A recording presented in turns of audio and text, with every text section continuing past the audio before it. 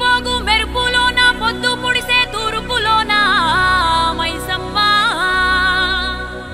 ఎర్రా ఎర్రని సూర్యుడే నీ నుదుట నా బొట్టయ్యే ఓ సల్లని సూపుల తల్లి మాయమ్మ